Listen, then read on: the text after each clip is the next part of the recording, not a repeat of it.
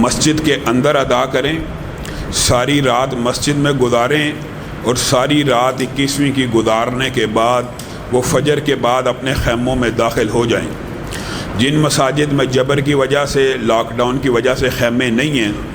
ان مساجد کے اندر بھی اعتکاف بغیر خیموں کے ہو سکتا ہے۔ لیکن اگر کوئی بندہ یہ سمجھتا ہے کہ اعتکاف گھر میں ہو جائے گا تو اعتکاف کا جو سنت موقع اور محل ہے وہ مساجد ہے،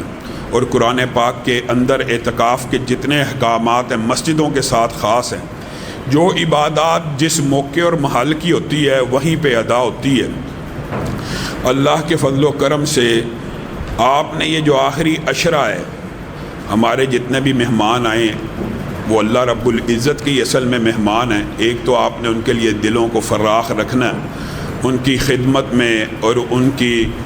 داد رسی میں اور ان کی ضرورتوں کا سب کو خیال کرنا چاہیے تاکہ وہ اپنا اعتکاف بہترین طریقے سے سر انجام دیں۔ اعتکاف ایک ایسی سنت ہے کہ اگر غور کیا جائے تو اس کی ابتدا تو نبی کریم صلی اللہ علیہ وسلم کی نبوت سے بھی پہلے ہو جاتی ہے کہ نبی کریم صلی اللہ علیہ وسلم غار حرا میں گوشہ نشین ہوا کرتے تھے۔ یہ جو اعتکاف ہے اصل میں تنہائی کے اندر غور و فکر دنیا سے کٹ جانے کا نام ہے، لیکن دکھ اور افسوس کی بات ہے کہ آج کل کے دور کے اندر اعتکاف کا وہ جو اصل روح ہے وہ ختم ہو چکی ہے۔ اس کی وجہ کیا ہے؟ اس کی سب سے بڑی وجہ موبائل ہے۔ اعتکاف کے اندر بیٹھا ہوا بھی بندہ موبائل کے اندر اس طرح مشغول ہے، گھر والوں سے رابطہ ہے، بیوی بچوں سے رابطہ ہے۔ یہ کون سا اعتکاف ہے؟ اللہ معاف کرے، یہ نہیں میں کہہ رہا کہ قبول تو اللہ نے ہی کرنا ہے، اعتکاف اللہ نے قبول کرنا ہے، لیکن اعتکاف کا مطلب یہ ہے کہ آپ باقی دنیا سے کٹ کر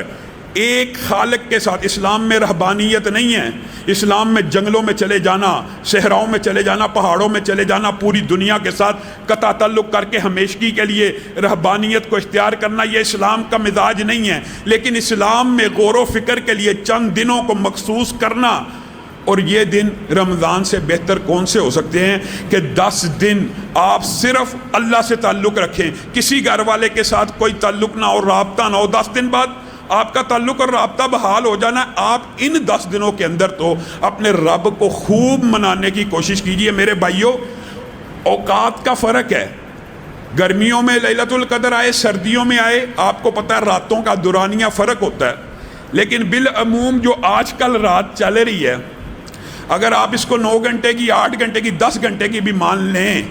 تو آپ بتائیں یہ کتنے قیمتی دن آ رہے ہیں کہ 9 گھنٹے 81 سال کی عبادت کے برابر ہیں۔ 9 گھنٹے 81 سال کی عبادت کے برابر، 1 گھنٹہ 9 سال کی عبادت کے برابر، 1 منٹ 60 دن کی تقریباً عبادت کے برابر۔ آپ خود بتائیے کہ انسان کتنا بڑا بے وقوف ہوگا یہ ان 9 گھنٹوں کو ضائع کر دے۔ آپ نے اور میں نے، اور یہ پلاننگ صرف آپ نے طاق راتوں کی نہیں کرنی، یہ بھی بات یاد رکھیے، کیونکہ ایک مغالطہ ہے۔ میں اللہ معاف کرے کسی اختلاف میں اس وقت پڑھنا نہیں چاہتا، لیکن آپ نے یہ عبادت 10 کے 10 دن انجام دینی ہے، 10 کے 10 دن، صرف طاق راتوں میں نہیں دینی۔ ایک روٹین بنا لیجئے، اس کی کچھ وجوہات ہیں کہ چاند دیکھنے کے حوالے سے ہمارے یہاں پہ اختلاف پایا جاتا ہے، مطالعے کا فرق ہے۔ آپ اس اختلاف سے بچنے کے لیے 10 کے 10 دن عبادت کر لیں تو پھر آپ کو یہ یقین ہے آپ نے لیلۃ القدر کو پا لیا، پھر کون سی ایسی بات ہے؟ اور لیلۃ القدر کو جس نے پا لیا گویا اس نے 81 برس کی 1000 مہینے کی عبادت کو پا لیا۔ اور عبادت آپ نے ان 10 دنوں میں کیسے کرنی ہے؟ اس کا ایک خاکہ تیار کریں، اس کا ایک شیڈول بنائیں۔ آج 20ویں سے شروع کر دیں، آخری دن تک آپ یہ 10 راتیں اس طرح گزاریں۔ ہم نے 8 رکعت 11 رکعت اس کے اندر قیام تو پورا کرنا ہی کرنا ہے، اور کوشش یہ کریں کہ 8 رکعت امام کے ساتھ قیام کیا۔ جو بندہ وتر پڑھنا چاہتا پڑھ لے، اس کو بھی ساری رات کے قیام کا ویسے ہی امام کے ساتھ ثواب مل گیا۔ لیکن ایک حدیث ہے جس کی طرف آپ کی رہنمائی کرنا چاہتا ہوں، اور انشاءاللہ یہ جو جمعہ آ رہا ہے اس کے اندر قرآن پاک اور ذکر کے الہی کے حوالے سے انشاءاللہ گفتگو کریں گے۔ لیکن ایک حدیث نبی کریم صلی اللہ علیہ وسلم نے کہا وہ بندہ خزانوں کا مالک لکھا جاتا ہے، دنیا اور آخرت کے خزانوں کا، جو قیام کے اندر 1000 آیات کی تلاوت کرتا ہے۔ سبحان اللہ، 1000 آیات بہت بڑی بات لگتی ہے سننے کے لیے، لیکن قربان جائیں محدثین اور مفسرین کی محنتوں کے اوپر، انہوں نے میرے اور آپ کے لیے کیسا آسان کلیہ کر دیا۔ آیتیں گن لی، صرف 29واں اور 30واں پارہ جو بندہ قیام کے اندر پڑھ لے 1000 سے زائد آیتیں بن جاتی ہیں۔ جائیے گن لیجیے، 1000 سے زائد آیتوں کا جس نے 2 رکعتوں میں قیام کر لیا، وہ دنیا کے بھی خزانوں کا مالک ہے، آخرت کے خزانوں کا بھی مالک ہے۔ اب کوئی بندہ یہ سوچتا کہ میں نے تو حفظ 29واں 30واں نہیں کیا ہوا، تو سب سے پہلی بات ارادہ کر لیجئے، زندگی کے اندر کوئی بزرگ بھی ہے جتنی مرضی بڑی عمر کا، اللہ کی قسم ارادہ کر لے، اللہ اس کا سینہ کھولے گا۔ 29ویں اور 30ویں پارے کو حفظ کرنے کا ارادہ کر لے، اور جو ابھی تک حافظ نہیں ہے وہ مصحف کھول لے، وہ مصحف کو کھول کے 2 رکعت یہ 1000 آیتوں کا ہر روز قیام کرے، ان 10 دنوں کے اندر کر لے، کیا فرق پڑ جائے گا؟ گویا اس نے 1000 آیتوں کا، اگر وہ ہر روز یہ قیام کرتا ہے نا، اس کی نامہ اعمال میں محدثین مفسرین نے یہ تفصیلات بھی لکھی ہیں۔ یہ جو 1000 مہینے کی عبادت کا لکھا جانا ہوتا ہے، یہ کیا ہوتا ہے؟ یہ ہوتا ہے کہ ایک بندہ عہد کرے، میں نے امام کے ساتھ یہ 8 رکعت یا 11 رکعت نماز کو پڑھنا ہے، امام کے ساتھ سلام پھیر دینا ہے، تو ایسا لکھا جائے گا کہ اس نے 1000 مہینے کا قیام کیا ہے، 1000 مہینے کا، یعنی ہر روز 81 برس تک یہ بندہ قیام کرتا رہا۔ آپ نے 1000 آیتوں کا اگر قیام 2 رکعت میں کر لیا، لکھا یہ جائے گا 81 برس تک اس بندے نے ہر روز 1000 آیتوں کے ساتھ قیام کیا۔ پھر آپ حسب توفیق قرآن پاک کو پڑھنے کا ارادہ کیجئے، وقت مل جاتا ہے، وقت انسان ڈھونڈنا چاہے اتنی چھوٹی رات بھی نہیں ہے، قیام کے بعد بھی قرآن کھولیے، ایک پارہ جو زیادہ پڑھنا چاہتا پڑھ لے، لیکن کم از کم یہ 10 راتیں 1 سپارہ ناظرہ پڑھنے کی کوشش کرے گا، 81 برس تک لکھا جائے گا اس نے ہر روز 1 سپارہ پڑھا ہے۔ پھر حسب توفیق، حسب استطاعت، جتنی جس کی جیب کی گنجائش ہے، اپنی جیب کے مطابق، کوئی 100 روپیہ، کوئی 1000 روپیہ، کوئی 2000 روپیہ ہر روز رات کو اللہ کی بارگاہ میں صدقہ کر دے۔ اگر لیلۃ القدر کی رات میں بھی ہو گیا، اور انشاءاللہ جو 10 راتیں کر رہا ہے اس کے لیے یقینی ہے کہ اس نے لیلۃ القدر کو پا لیا ہے، اس کے بارے میں لکھا جائے گا 81 سال تک ہر روز 1000 خرچ کیا کرتا تھا۔ آپ نے شیڈول یہ بنانا ہے کہ آپ نے ان 10 راتوں کے اندر نیکی کے زیادہ سے زیادہ اعمال کو اکٹھا کرنا ہے، اور ان کے اندر جنت میں محل بنانے والے اگر آپ اعمال ان کے اوپر توجہ کریں تو آپ کے اور میرے لیے ذخیرہ آخرت اتنا عمدہ تیار ہو جاتا ہے۔ نبی کریم صلی اللہ علیہ وسلم نے ارشاد فرمایا، جو بندہ فرض نماز کے علاوہ 12 رکعت نماز ادا کرتا ہے، فرض کے علاوہ، ایک تو فرائض ہیں، فرائض تو آپ کو پتہ، فجر کی 2، ظہر کی 4، عصر کی 4، مغرب کی 3، عشاء کی 4، ان فرضوں کے علاوہ 12 رکعت ادا کرتا ہے، اور ان رکعتوں کی تفصیل بھی نبی کریم صلی اللہ علیہ وسلم نے بتا دی، آسانی کر دی، کوئی ڈھونڈنے کی ضرورت ہی نہیں۔ فجر کی 2 سنتیں، ظہر سے پہلے 4، ظہر کے بعد 2، یہ 6 ہیں، اور فجر کی 2، کل 8، اور مغرب کی 2، 10، اور عشاء کی 2، 12۔ یہ 12 رکعتیں آپ نے ان 10 دنوں میں کوئی کوتاہی نہیں کرنی۔ یہ 12 رکعتیں جو ایک دن میں پڑھتا ہے، نبی کریم صلی اللہ علیہ وسلم کا وعدہ جھوٹا نہیں ہو سکتا، اس کے لیے اللہ جنت میں ایک خوبصورت گھر تعمیر کر دیتے۔ ان 10 دنوں کے اندر آپ یہ 12 رکعتیں نہیں چھوڑیں گے تو آپ بتائیے 10 دنوں کے اندر 10 محلات نہیں، 81 کے ساتھ 81 برس کے ساتھ ضرب دیجئے، ان کے دنوں کے ساتھ ضرب دیجئے، آپ خود بتائیے کہ آپ کے لیے جنت میں کتنے محلات تیار ہو جائیں گے۔ پھر آپ نے موقع ہے اعتکاف والوں کے لیے، تو میں کہتا ہوں یہ بہت ہی بڑی نعمت کی بات ہوتی ہے یہ وقت، کہ نبی کریم صلی اللہ علیہ وسلم نے فرمایا فجر کے بعد جو صرف سورج نکلنے تک بیٹھا رہتا ہے نا مسجد کے اندر، اور اس کے بعد صرف 2 رکعت پڑھ لے، صرف 2، وہ ایسے ہے جس نے پورے کے پورے حج اور عمرے کا ثواب حاصل کر لیا۔ یہ تو اعتکاف والوں کے لیے ہے، لیکن جو بندہ اعتکاف نہیں بھی بیٹھ رہا اس کو بھی چاہیے اس اجر و ثواب کو پالے، اور اگر وہ یہ اجر و ثواب سے محروم رہتا ہے وہ کیا کرے؟ اس کو چاہیے چاشت کی 4 رکعتیں ادا کرے. صحیح حدیث ہے، یہ بھی نبی کریم صلی اللہ علیہ وسلم نے کہا جو ضحیٰ کی یعنی چاشت کی 4 رکعتیں پڑھتا ہے، پھر اسی دن جو دوسرا کلیہ اس کے اوپر تو آپ نے عمل کر رہے ہونا، 12 رکعتیں وعدہ کرے کسی نے ان 10 دنوں میں نہیں چھوڑنی، سب وعدہ کرے. اب وہ 12 رکعتیں تو وہ بندہ پڑھ رہا ہے، صرف چاشت کی 4 رکعتیں اس میں ایڈ کرے گا تو حدیث کے الفاظ ہے جو ظہر سے پہلے کی 4 سنتیں پڑھتا ہے اور چاشت کی 4 رکعتیں پڑھتا ہے، نبی کریم صلی اللہ علیہ وسلم نے فرمایا اس کے لیے بھی جنت میں ایک محل قائم ہو جاتا ہے. یعنی 12 کے ساتھ صرف آپ نے 4 رکعتیں بلانی ہیں، محلات کی تعداد 1 نہیں 2 ہو جائیں گی. اور پھر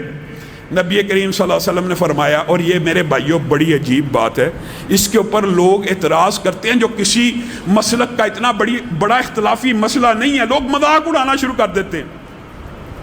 نبی کریم صلی اللہ علیہ وسلم نے کہا جنت کا ایک محل اس بندے کے لیے ہے جو اپنے بھائی کو نماز پڑھتے ہوئے دیکھ رہا ہے اور اس کا قدم اس کے فاصلے پر ہے، اور وہ چاہتا یہ ہے کہ یہ فاصلہ ختم ہو جائے، یہ حلقہ بند ہو جائے. وہ اس کی طرف پاؤں کو کرتا ہے اور اس کے پاؤں کے ساتھ اپنا پاؤں ملا لیتا ہے. نبی کریم صلی اللہ علیہ وسلم نے فرمایا یہ جس نے نیت کر کے پاؤں ملایا نا، اس کا جنت میں ایک محل قائم ہو گیا. کتنا چھوٹا عمل ہے، کتنا چھوٹا عمل ہے. ہاں لیکن ایک تنبیہ یہ بھی یاد رکھیں، بعض اوقات کچھ بزرگ ہوتے ہیں، کچھ لوگ ایسے ہوتے ہیں جو جن کو یہ فضائل نہیں پتہ ہوتے، وہ اریٹیشن محسوس کرتے ہیں کہ یہ بندے کا پاؤں میرے پاؤں کے اوپر کیوں آ رہا ہے. اگر کوئی بندہ نہیں آپ سے ملانا چاہتا آپ نہ ملائیں، لیکن جو ملائے گا اس کے لیے جنت میں ایک محل قائم ہو جائے گا. آگے چلیے، یہ آپ نے ان 10 دنوں کا شیڈیول ایسا بنانا کہ ہر روز جنت کے اندر محلات بھی بنانے ہیں، اعمال بھی ایسے کرنے ہیں کہ 81 برس تک وہ عمل آپ کے نامہ اعمال میں لکھا جائے. ایک نہایت آسان عمل میں آپ کو بتاتا ہوں، نہایت آسان. نبی کریم صلی اللہ علیہ وسلم نے فرمایا جو بندہ، یہ ہر دن کے لیے ہے، یہ ان 10 دنوں کے لیے خاص فضیلتیں نہیں ہیں، لیکن ان 10 دنوں کے لیے اس لیے ترغیب دے رہا ہوں کہ یہ تو قیمتی دن ہے اور بڑی تیزی کے ساتھ رمضان کا مہینہ ہاتھوں سے جا رہا ہے. کہیں ہم محروم نہ رہ جائیں، کہیں اللہ نہ کرے ہماری اس حدیث کے تحت ہم اس وعید میں آ جائیں کہ نبی کریم صلی اللہ علیہ وسلم نے فرمایا رمضان کا مہینہ چلا گیا اور اس نے اپنے آپ کو جہنم سے آزاد نہ کروایا، اصل میں ہلاک تو وہی ہوا، اصل میں برباد تو وہی ہوا، اصل میں تو اسی کی ناک خاک آلود ہوئی. یعنی رمضان کا مہینہ موقع ہے، نیکیوں کا موسم بہار آ رہا ہے. آخری 10 دنوں کے اندر رسول اللہ صلی اللہ علیہ وسلم اپنی کمر کو کس لیا کرتے، پہلے بھی کستے، لیکن ان 10 راتوں میں امہات المومنین کہتی ہے نبی کریم ایسی عبادت کیا کرتے کہ نبی کریم صلی اللہ علیہ وسلم تھک جاتے. نبی کریم صلی اللہ علیہ وسلم کے سینے سے ہنڈیا میں جیسے پانی ڈالا جائے نا تو ہنڈیا ابل جائے تو ایک ڈھکن اوپر پڑا ہوا تو ڈھکن دیچکی کے ساتھ لگتا ہے، گڑگڑاہٹ کی آواز آتی ہے. رسول اللہ صلی اللہ علیہ وسلم جن کا کوئی گناہ نہیں ہے وہ اللہ کے سامنے کھڑے ہو کے ان 10 راتوں میں بھی اور عام بھی اتنا روتے تھے کہ جیسے ہنڈیا ابل رہی ہے. میں اور آپ ان 10 دنوں کی اہمیت ہمیں پتہ ہی نہیں ہے. یہ نہایت قیمتی دن ہے، انتہائی آسان عمل. نبی کریم صلی اللہ علیہ وسلم نے فرمایا جو بندہ قل هو اللہ احد، آپ کو پتہ 3 دفعہ پڑھتا ہے کتنا ثواب ہے؟ ایک قرآن کے پڑھنے کا. 3 دفعہ صرف قل هو اللہ پڑھو، ایک قرآن کے پڑھنے کا ثواب. ایک سپارہ آپ نے پڑھنا ہے، پھر 3 مرتبہ قل هو اللہ پڑھنی ہے، اس کا ثواب کتنا ہے؟ ایک قرآن کامل پڑھنے کا ثواب. 3 مرتبہ ایمان اور احتساب اور حسن اخلاص کے ساتھ اگر صرف قل هو اللہ پڑھیں گے پورے قرآن کا ثواب مل جائے گا، 81 برس تک لکھا جائے گا. اسی پر بس نہیں ہے. اس حدیث کی ایک مزید ایکسپلینیشن یا تشریح یہ ہے کہ جو بندہ 3 دفعہ نہیں پڑھتا، 6 مرتبہ نہیں پڑھتا، 9 مرتبہ نہیں پڑھتا، اس 9 مرتبہ کے ساتھ 1 مرتبہ اور ملا لیتا. کیا مطلب؟ قل هو اللہ کو 10 مرتبہ جو بندہ پڑھتا ہے، ایک تو جو اجر و ثواب قرآن پڑھنے کا تھا وہ تو 3 قرآنوں کا مل ہی گیا، لیکن 10 مرتبہ جو بندہ قل هو اللہ پڑھتا ہے، یہ سورت پڑھتا ہے، یہ سورت اللہ کو اتنی پسند ہے، اللہ کو اتنی محبوب ہے. وجہ کیا ہے؟ اس میں رب کی توحید بیان ہو رہی ہے، اس میں پورا دین بیان ہو رہا ہے، اس میں پورا ایمان بیان ہو رہا ہے کہ اللہ وہ ہے جس کی کوئی اولاد نہیں ہے، نہ وہ کسی کا والد ہے نہ وہ کسی کا بیٹا ہے، تنہا ہے، یگانہ ہے، یکتا ہے۔ ایسی توحید اللہ کو پسند آئی جو بندہ 10 مرتبہ پڑھے گا، صحیح حدیث کے الفاظ ہیں، اس کے لیے جنت میں ایک خوبصورت محل تیار ہو جاتا ہے۔ 10 مرتبہ آپ نے ہر روز یہ بھی پڑھنا ہے، اور اسی پر بس نہیں کرنا، 3-4 کلیات ایسے اپنا لینے ہیں ان 10 دنوں کے اندر کہ آپ نے اس کے اندر وقت ضائع نہیں کرنا۔ میرے بھائیو، 1 گھنٹے کی عبادت جہاں پہ 9 سال کی عبادت کو کراس کر جائے، وہ کتنا کم عقل بندہ ہوگا جو ان دنوں کا گھنٹہ ضائع کر دے، ان راتوں کا گھنٹہ ضائع کر دے، کتنا بے وقوف ہوگا۔ اگر کسی کام میں مشغول ہے، ضروری کام پڑ گیا تو اس کی زبان چلتی رہنی چاہیے۔ کیسے؟ سبحان اللہ و بحمدہ، سبحان اللہ العظیم، یہ پڑھتا رہے۔ اس کے صرف ایک ٹکڑے کے پڑھنے کا اجر و ثواب پتہ کتنا ہے؟ جو 100 مرتبہ سبحان اللہ و بحمدہ پڑھتا ہے، وہ اس کے گناہ، بتائیے دنیا میں کوئی ایسا بدبخت ہوگا کہ جس کے گناہ سمندر کی جھاگ سے زیادہ ہوں؟ سمندر کے اوپر ایک جھاگ آتی ہے، ایک جگہ کی جھاگ کی بات نہیں ہو رہی، دنیا کے اندر جتنے سمندر ہیں سب کی جھاگ جمع ہو جائے، نبی کریم نے کہا اگر اس جھاگ سے زیادہ بھی کسی بندے کے گناہ ہیں تو اللہ کو یہ تسبیح سبحان اللہ و بحمدہ اتنی پسند ہے کہ اللہ سمندر کے جھاگ سے زیادہ گناہ بھی معاف کر دیتا ہے۔ کیوں نہیں کروانے؟ یہی تو موسم ہے، یہی تو سیزن ہے۔ اور ساتھ ساتھ یہ بات ذہن میں آپ نے رکھنی ہے کہ 81 برس تک ہر عمل بھی لکھا جا رہا ہے۔ پھر 5 نمازوں کے بعد اپنی زندگی میں عادت بنائیے، عادت بنا لیجئے، چاہے ایام رمضان ہوں یا نہ ہوں، ہر نماز کے بعد آپ کو پتہ تسبیح فاطمہ کا 33 مرتبہ سبحان اللہ الحمدللہ اللہ اکبر پڑھنے کے بعد کون سی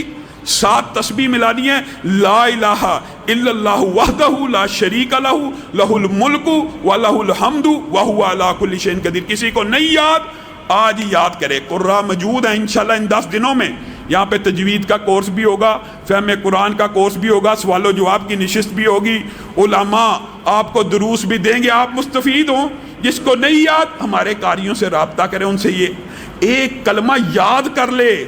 صحیح حدیث کے الفاظ ہیں جو نماز کے بعد صرف 33 مرتبہ یہ اور 1 مرتبہ یہ 7 ملا کے گنتی 100 پوری کرتا ہے، اس کے بھی گناہ سمندر کی جھاگ کے برابر ہوں، معاف ہو جاتے ہیں۔ آپ نے یہ زندگی کے اندر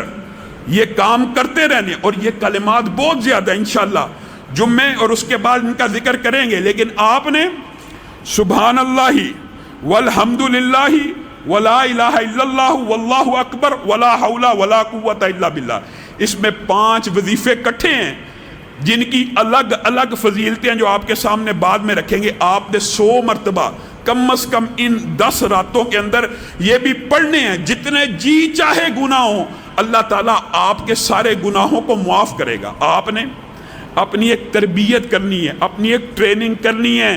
ان ایام کے اندر آپ نے 1 منٹ بھی ضائع نہیں کرنا، 1 لمحہ بھی ضائع نہیں کرنا، اور ایک کام اور کرنا، ہر نماز کے بعد آپ کی یہ عادت ہونی چاہیے۔ یہ تو وظائف اور اعمال اور ثواب کے لیے آپ کو بتا رہا ہوں، ہر نماز کے بعد آپ نے آیت الکرسی پڑھنی کرنی ہے۔ اس کے بارے میں بھی صحیح حدیث موجود ہے، اگر بندہ مر گیا سیدھا جنت میں چلا جائے گا جو بندہ نماز کے بعد آیت الکرسی پڑھتا ہے، سیدھا جنتی ہے۔ صرف جنت کے اور اس کے مابین اگر کوئی فاصلہ ہے تو موت کا فاصلہ ہے۔ کتنا آسان کلیہ ہے، آیت الکرسی پڑھے۔ بہت سے ساتھیوں نے دعا کا کہا، تو انشاءاللہ ہمارے ایک بہت ہی قیمتی ساتھی ہیں، ہمارے بزرگ ہیں، ہمارے دوست ہیں، ڈاکٹر اسد اللہ صاحب، وہ بیمار ہیں، اور بھی کچھ نمازی بیمار ہیں، انہوں نے دعاؤں کے لیے کہا ہے، تو سب ساتھی دعا کریں۔ الحمدللہ رب العالمین الرحمن الرحیم مالک یوم الدین ایاک نعبد و ایاک نستعین اہدنا الصراط المستقیم صراط الذین انعمت علیہم غیر المغضوب علیہم ولا الضالین۔ اللہم صلی علی محمد وعلی آل محمد کما صلیت علی ابراہیم وعلی آل ابراہیم انک حمید مجید۔ اللہم بارک علی محمد وعلی آل محمد کما بارکت علی ابراہیم وعلی آل ابراہیم انک حمید مجید۔ اے اللہ ہم سب کے گناہوں کو معاف فرما، اے اللہ ہم سب کے گناہوں کو معاف فرما، اے اللہ رمضان بڑی تیزی سے گزر رہا، یا اللہ ہماری خطاؤں سے درگزر فرما، یا اللہ ہماری چھوٹی چھوٹی نیکیوں کو قبول و منظور فرما، یا اللہ آپ کی عبادت کا حق ادا نہیں کر سکتے، یا اللہ عبادت کرنے کی توفیق عنایت فرما، یا اللہ ریاکاری سے محفوظ فرما، یا اللہ اخلاص کی دولت سے مالا مال فرما، یا اللہ آپ کی عبادت کا صحیح حق ادا نہیں کر سکے، یا اللہ درگزر فرما، یا اللہ چھوٹی چھوٹی نیکیوں کو قبول فرما، یا اللہ بڑے بڑے گناہوں کو معاف فرما، یا اللہ بڑے گناہ گار ہیں لیکن آپ کی رحمت سے کم گناہ، یا اللہ آپ کی رحمت بہت زیادہ ہے، یا اللہ ہم سب کے گناہوں کو معاف فرما، یا اللہ صبح اور دوپہر کے گناہوں کو معاف فرما، یا اللہ رات اور دن کے گناہوں کو معاف فرما، یا اللہ جلوت خلوت کے گناہوں کو معاف فرما، یا اللہ آنکھوں کی خیانتوں کو معاف فرما، یا اللہ آنکھوں کی خیانتوں کو معاف فرما، یا اللہ زبان کی لرزشوں کو معاف فرما، یا اللہ جھوٹ کو معاف فرما، یا اللہ غیبت کو معاف فرما، یا اللہ طعن و تشنیع کو معاف فرما، یا اللہ گالی کو معاف فرما، یا اللہ زبان کے ہر گناہ کو معاف فرما، یا اللہ آنکھ کے ہر گناہ کو معاف فرما، یا اللہ ہاتھوں کے ہر گناہ کو معاف فرما، یا اللہ ہم سب کی اصلاح فرما، یا اللہ ہم سب کو رزق حلال فراہ نصیب فرما، یا اللہ رزق حلال فراہ نصیب فرما، یا اللہ اپنی جناب سے ہم فقیروں کی جھولیوں کو خیرات سے بھر دے، یا اللہ اپنی جناب سے ہم فقیروں کی جھولیوں کو خیرات سے بھر دے، یا اللہ ہم سب کو رزق حلال فراہ نصیب فرما، یا اللہ اپنے ماں سوا یا اللہ اپنے علاوہ کسی کا محتاج نہ بنا، یا اللہ اپنے علاوہ کسی کا محتاج نہ بنا،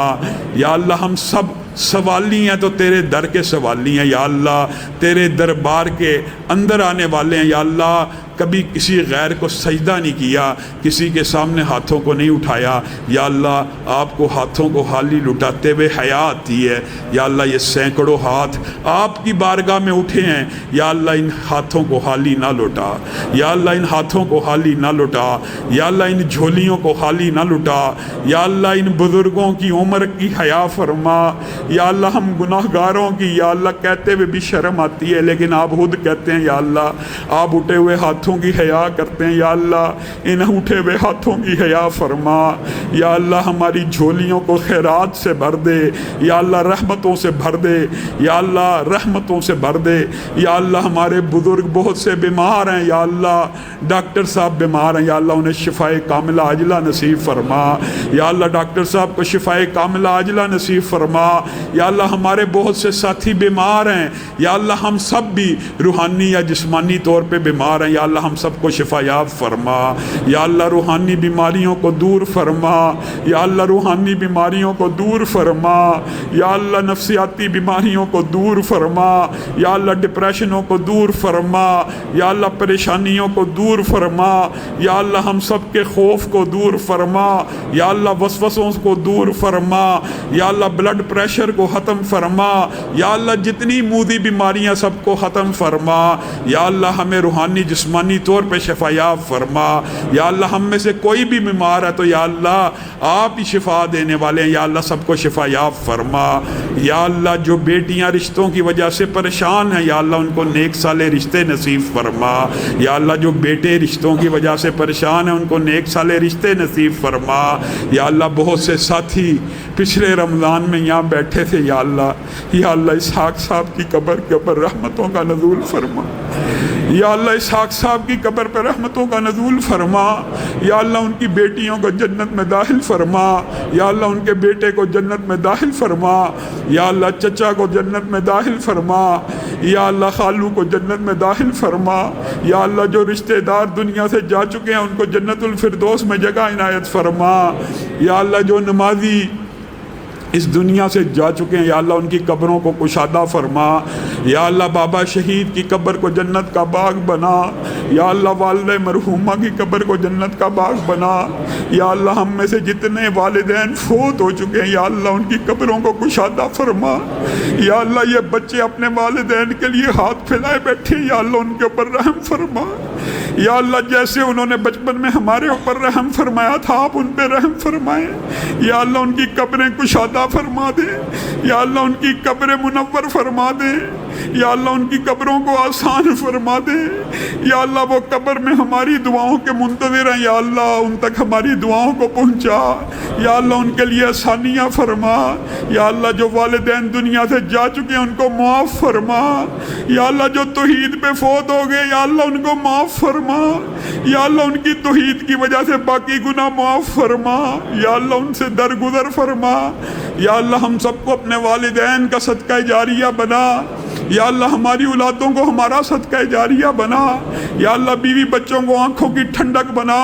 یا اللہ گھر ٹوٹ پھوٹ کا شکار ہیں یا اللہ لوگ دعاؤں کا کہتے ہیں، یا اللہ بہنیں بیٹیاں یا اللہ روتے ہوئے فون کرتی ہیں، یا اللہ ان کے گھروں کو آباد فرما، یا اللہ ان کے گھروں کو آباد فرما،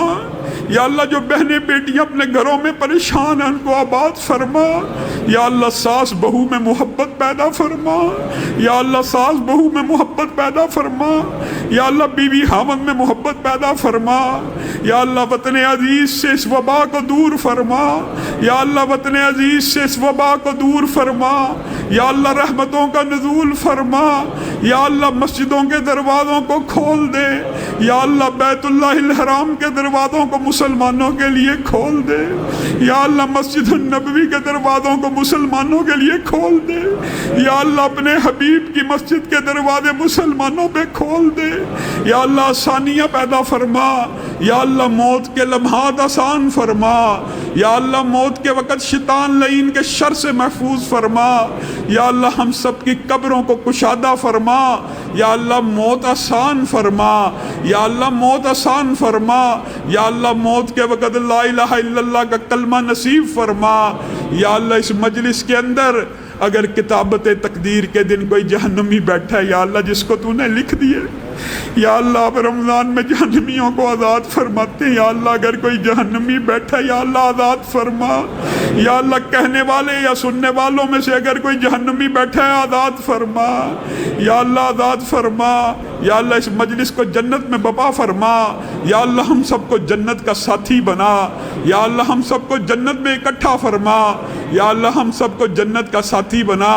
یا اللہ جو تیرے گھروں کو آباد کرتے ہیں تو ان کے گھروں کو آباد فرما، یا اللہ یہ سارے تیرے گھر کو آباد کر رہے ہیں یا اللہ تو ان کے گھروں کو آباد فرما، یا اللہ جو اس مسجد کی خدمت کرتے ہیں یا اللہ تو ان کی خدمت کا بہترین بندوبست فرما، یا اللہ جو اس مسجد کے لیے انفاق اور صدقات کرتے ہیں یا اللہ تو ان کو رزق حلال فراہ نصیب فرما، یا اللہ ان کی زکاتیں لاکھوں اربوں میں فرما، یا اللہ ان کی زکاتیں لاکھوں کروڑوں میں فرما، یا اللہ جو آپ کے گھروں کی آبادی کی جستجو کرتے ہیں یا اللہ آپ ان کے گھروں کو آباد فرما، یا اللہ قیامت کے دن عرش عظیم کا سایہ نصیب فرما، یا اللہ قیامت کے دن ارب ارب انسانوں کے سامنے ذلت و رسوائی سے محفوظ فرما، یا اللہ قیامت کے دن نبی محترم کے سامنے ذلت و رسوائی سے محفوظ فرما، یا اللہ ہم کسی بندے کی بات برداشت نہیں کرتے، یا اللہ اس دن نبی محترم کے سامنے عزت فرمانا، یا اللہ جس نبی کا کلمہ پڑھا ان کے سامنے عزت فرمانا، یا اللہ جس نبی کے کہنے پہ چلے ہیں یا اللہ ان کے سامنے سرخرو فرمانا، یا اللہ اس دن عرش عظیم کا سایہ نصیب فرمانا، یا اللہ اس دن حوض کوثر سے پانی نصیب فرمانا، یا اللہ ہم سب کی دعاؤں کو جائز دلی تمناؤں کو قبول و منظور فرما، یا اللہ جن بھائیوں نے ساتھیوں نے دعاؤں کا کہا یا اللہ ان سب کی جائز دلی تمناؤں کو قبول و منظور فرما، اگر کوئی ناجائز خواہش ہے یا اللہ اس بارے میں ہم سب میں اپنے نبی کے کوچے میں چلتا ہی گیا